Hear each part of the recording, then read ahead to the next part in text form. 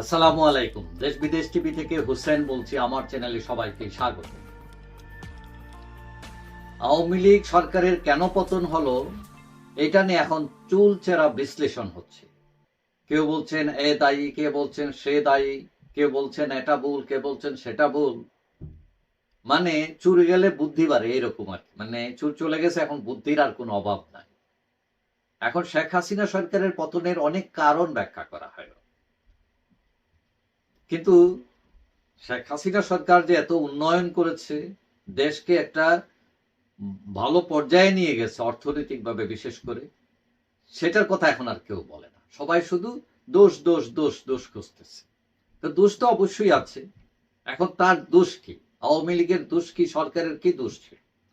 কতগুলা কমন দোষ ছিল, যেটা এখন মোটামুটি প্রায় সবাই বলে, যে জোর করে ক্ষমতায় থাকা, হত্যা, গুম, কণ্ঠরোধ, দুর্নীতি, বিরোধী দমন, নির্বাচন প্রহসন, দলীয়করণ, এরকম অনেক কিছুই আছে। তবে আওয়ামী লীগের কিছু কিছু লোক, তারা আবার সেনাবাহিনীর উপর খুব রাগ, অভিমান, যে সেনাবাহিনী চাইলে শেখ হাসিনাকে টিকিয়ে রাখতে পারত, তারা বিট্রে করেছে, তারা শেখ হাসিনা সরকারকে সাপোর্ট করে নাই বলে শেখ হাসিনা সরকারের পতন হয়েছে। কিন্তু আমি এটার সাথে একমত। আমি বলি যে সেনাবাহিনী নয়, এইটার মূল হতে হচ্ছে পুলিশ। একটি সরকারকে ফেলতে পুলিশই যথেষ্ট, আর কারোকে লাগে না।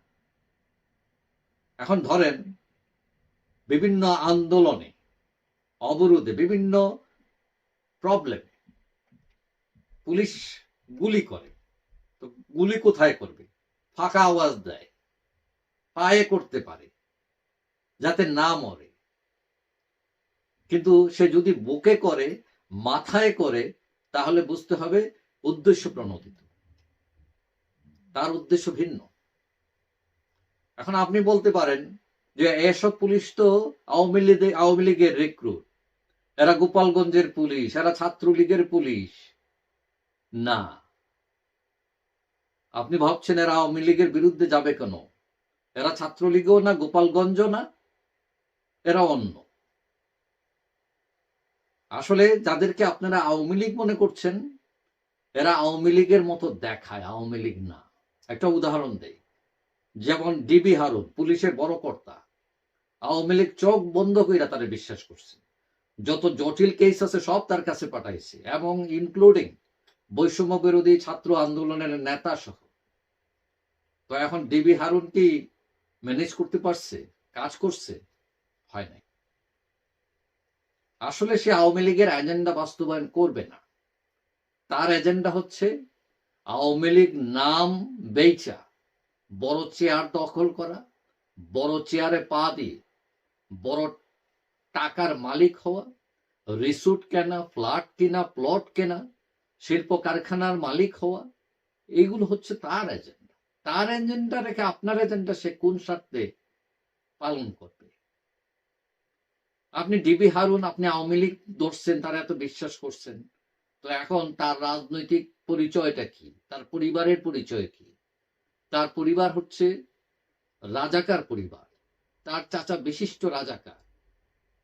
ওই রাজাকার পরিবার থেকে ভুয়া মুক্তিযুদ্ধের সার্টিফিকেট নিয়ে সে চাকরি নিচ্ছে, এবং এই চাকরি দেখিয়ে, এই সার্টিফিকেট দেখিয়ে, এই যে আওয়ামী লীগের সাথে সে প্রতারণা করেছে।